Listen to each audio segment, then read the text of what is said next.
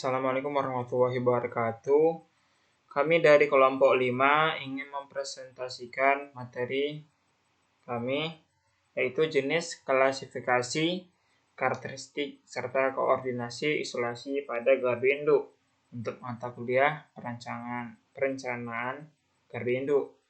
Yang adapun anggota dari kelompok kami ialah yang pertama Agus Jais dan kedua ialah Putra Hendrawan Silalahi. Latar belakang. Di dalam pembangunan dan pengoperasian gardu induk, berbagai kendala akan kita dapati, seperti gangguan-gangguan dari proses alam, seperti petir dan pencemaran lingkungan. Untuk itu, di dalam gardu induk diperlukan isolasi dan peralatan-peralatan lainnya untuk mengatasi gangguan-gangguan yang dapat merusak peralatan di gardu induk. Di makalah ini, kita akan mencoba untuk menerangkan alat-alat pengaman pada gardu induk tersebut, di antara yang berupa pengaman isolasi, pentanahan, arrester, dan sela udara, yang semuanya dapat berkoordinasi satu sama lain untuk memutus gangguan yang datang pada gardu induk sehingga tidak membahayakan atau merusak peralatan dari gardu induk tersebut.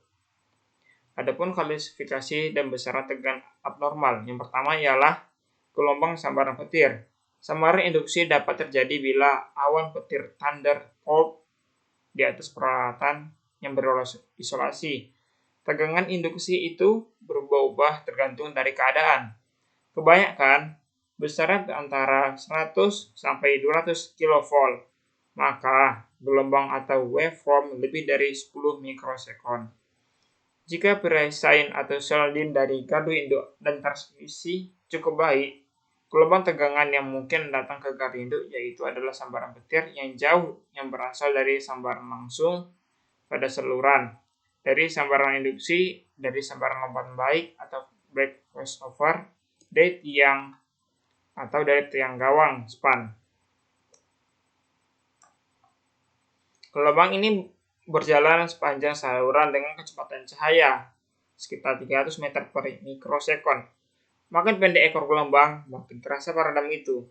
Dia berubah dengan cara rumit tergantung dari polaritas, yang dimana lebih besar untuk polaritas positif, harga puncak, besaran penghantar, adanya kawat tanah di atasnya, bentuk gelombang, dan sebagainya. Oleh Faust dan Menger dijabarkan rumus empiris sebagai berikut, yang dimana E sama X pangkat 0 per 1 tambah K I0X. Yang kedua ialah tegangan abnormal dengan frekuensi rendah. Tegangan abnormal terjadi pada sistem tenaga listrik diperkirakan tidak sebesar surja petir dan surja hubung, sehingga perencanaan isolasi peralatan kebanyakan didasarkan pada kedua surja ini. Tegangan abnormal frekuensi rendah berlangsung lebih dari beberapa puluh detik, karena perkiraan nilai tegangan abnormal itu merupakan dasar utama dalam penentuan tegangan dasar atau rated voltage dari arrester. Tegangan dasar ini dipilih berdasarkan tegangan dari fasa yang sehat pada saat gangguan satu fase ke tanah ditambah dengan faktor pengaman atau margin tertentu.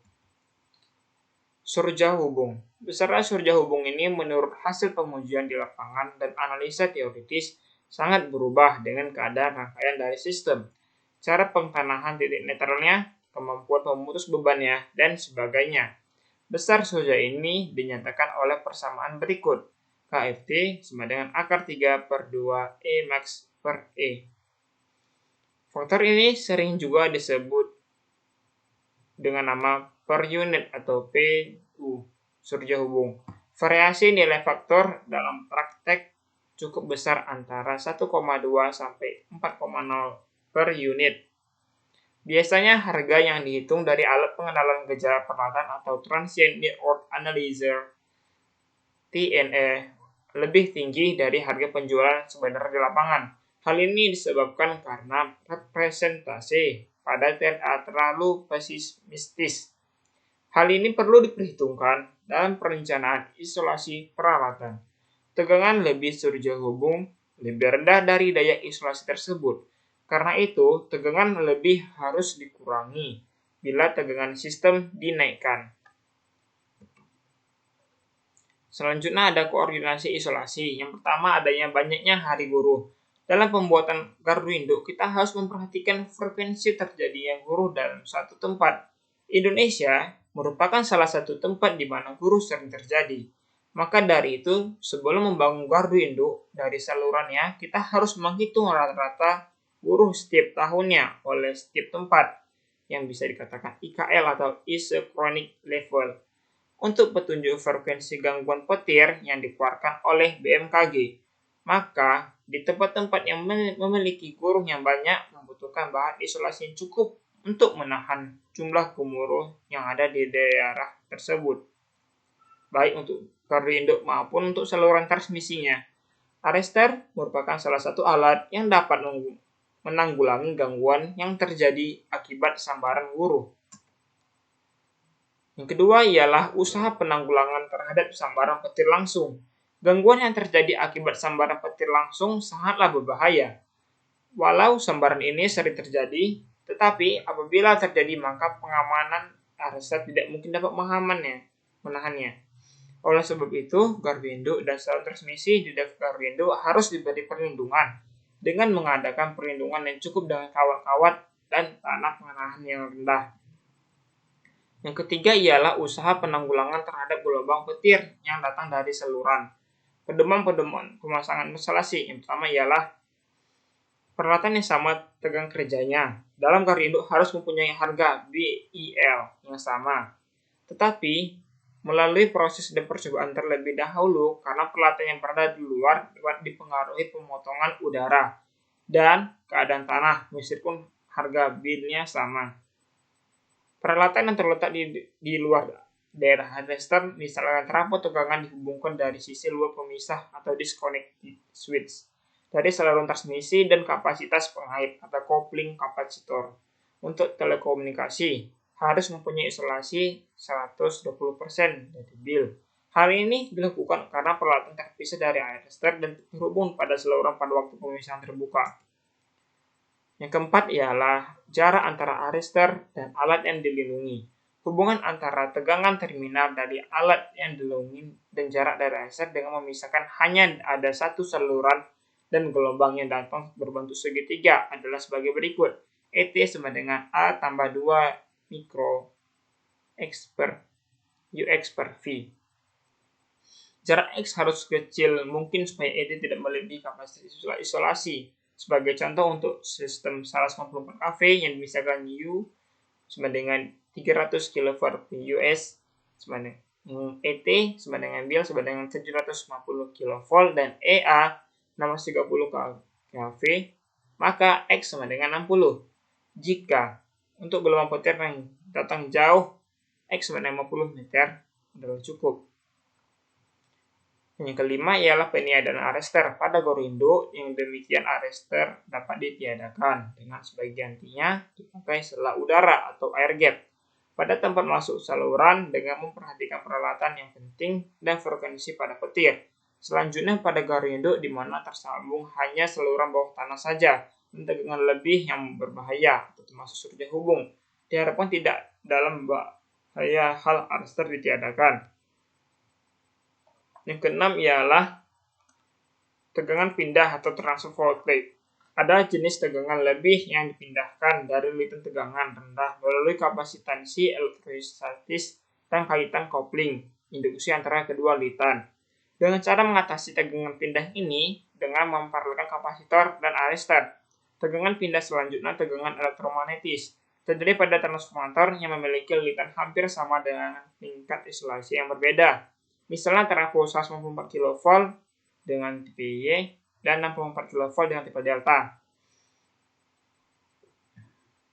Cara untuk mengatasinya dengan memperkuat isolasi antar fasa ke fasa pada lilitan tegangan rendah sesuai dengan keperluan. Yang ketujuh, perlindungan isolasi terhadap titik netral. Transformator dengan titik netral yang tidak ditanahkan lebih berbahaya ketika ada gangguan surga tegangan dari saluran transmisi ke trafo, khususnya terdapat 3 fase sekaligus. Titik netral pada transformator harus dilengkapi dengan arrester atau sela udara pada titik netralnya. dengan koordinasi yang sesuai dengan tingkat isolasinya. Yang ke-8 ialah koordinasi isolasi untuk tegangan lebih yang lain dari sambungan petir. Untuk tegangan sistem kurang dari 275 kV, tingkat isolasi dari peralatan garu induk pada umumnya ditentukan oleh tegangan sambaran petir, surya hubung, dan tegangan abnormal frekuensi rendah untuk sistem 33 kV. Hampir selalu kurang berbahaya dibandingkan dengan sambaran petir. Pada sistem tegangan 500 kV, bahaya surya petir menjadi lebih besar lagi dibandingkan penurunan Will, khususnya dalam perencanaan isolator dan cara-cara isolasi surya hubung kadang-kadang memberikan persyaratan yang lebih tinggi daripada surya petir. Jadi, perlindungan terhadap surya hubung oleh arrestor dan usaha penekanan tegangan surya hubung ini sangat penting. Selanjutnya kami berikan penjelasan dari Saudara Putra Silalahi. Pada Saudara Putra dipersilahkan. Kesembilan, koordinasi isolasi dengan selah udara. Selah udara atau throat-gate dipakai dalam koordinasi isolasi untuk keadaan-keadaan berikut. Pertama, selah udara digunakan pada gardu induk yang memiliki frekuensi petir tidak terlalu tinggi di suatu daerah atau banyaknya saluran selalu terhubung kepada rel, sehingga udara dapat dipakai alat pelindung arrestor. Kedua, selah udara atau selah batang dipasang pada alat-alat yang tidak terlalu penting, sehingga tidak dipasang arrestor, maka sebaiknya dipasang selah batang pada alat itu. Tujuannya untuk membuat kekuatan isolasi antar kutub tetap lebih tinggi. Ketiga, selah udara digunakan untuk koordinasi antara kekuatan isolasi antar kutub dan isolasi terhadap tanah. Dalam hal ini, pengisolasian lebih dari isolator dan basing. 4. Selah udara sebaiknya tidak dipasang pada basing dari trafo karena dapat mengganggu perbaikan karakteristik arrestor. Ke-10, koordinasi isolasi dalam gardu induk dalam daerah yang tercemar. Saluran udara yang terpasang pada daerah tercemar atau kontaminasi, isolator, atau daerah pantai kadang-kadang memerlukan pengisolasian yang besar. Dalam hal ini, tegangan lompat balik atau back flashover voltage akan sangat meningkat sehingga diperkirakan seperti gelombang petir yang menuju gardu induk. Untuk itu, isolator pada saluran transmisi dekat gardu induk harus dipasang dengan panjang selah udara yang sesuai. Dalam hal pengisolasian lebih dari isolator dan basing, dengan maksud untuk perlindungan tambahan terhadap pencemaran, koordinasi isolasi dengan selah udara harus dipertimbangkan.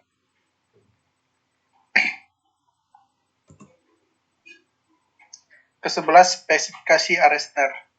Lighting arrestor bekerja pada tegangan tertentu di atas tegangan operasi untuk membuang muatan listrik dari surya petir dan berhenti beroperasi pada tegangan tertentu di atas tegangan operasi agar tidak terjadi arus pada tegangan operasi, dan perbandingan dua tegangan ini disebut rasio proteksi arrestor. Dalam menentukan rating arus arrestor, sebaiknya dipelajari statistik petir setempat. Misal, apabila statistik menunjukkan distribusi probabilitas petir yang terbesar adalah petir 15 kA, maka rating arrestornya 15 kA. Kekuatan isolasi alat dan rel. 1. Kelas isolasi dan kekuatan isolasi dari peralatan. Untuk tingkat kekuatan isolasi peralatan tegangan tinggi, telah ditetapkan kelas isolasi dan tingkat dasar terhadap impuls atau BIL, Basic Impulse Insulation Level, yang harus dipenuhi. Rekomendasi IEC yang menyatakan bahwa untuk HP tegangan ke tanah, dasar surya hubung bersamaan dengan atau tidak sendiri tegangan ketahanan dari surya petir menentukan tingkat isolasi.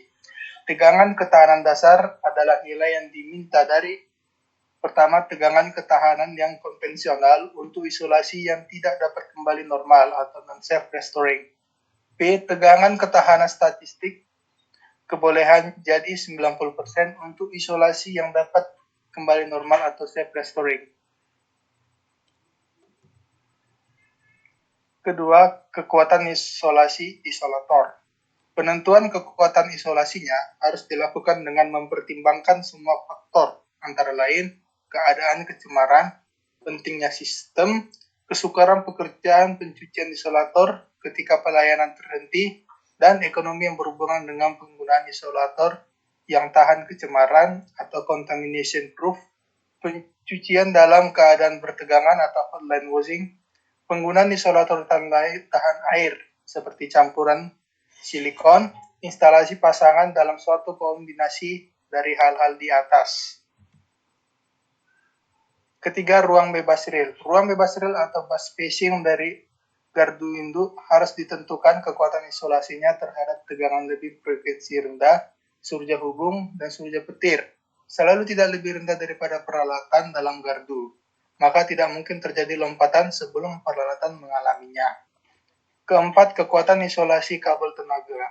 Kekuatan isolasi dari tabel yang berisi minyak untuk tegangan lebih dari 66 kV biasanya dalam standar ditentukan sebagai berikut. Pertama, pengujian ketahanan tegangan impuls harus dilakukan pada 110% dari PIL pada suhu yang sesuai dengan suhu maksimum yang diizinkan dan pada 120% untuk suhu normal. Kedua, untuk pengujian ketahanan tegangan frekuensi rendah ada dua macam pengujian.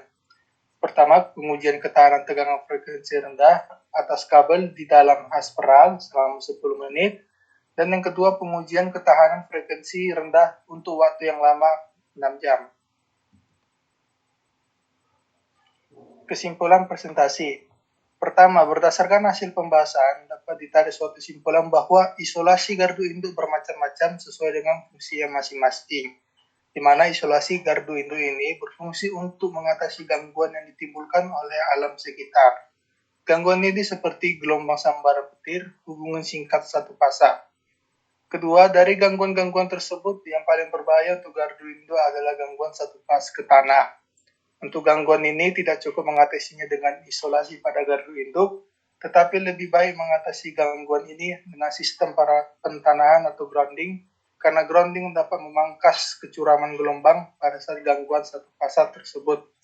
Ketiga, tingkat isolasi dari daerah tercemar yang tidak tercemar berbeda kekuatan isolasinya. Daerah yang tercemar membutuhkan isolasi yang lebih kuat. Sebelum pembangunan gardu induk, sebaiknya kita menganalisa daerah yang akan dibangun gardu induk tersebut. Apakah berada di daerah dengan rata-rata guru atau petir tinggi dalam 1 tahun, apa tidak? Karena di daerah yang rawan sambaran petir, membutuhkan isolasi yang lebih juga. Sekian presentasi dari kami. Mohon maaf apabila ada kesalahan dan kekurangan. Kami ucapkan Assalamualaikum warahmatullahi wabarakatuh. Terima kasih.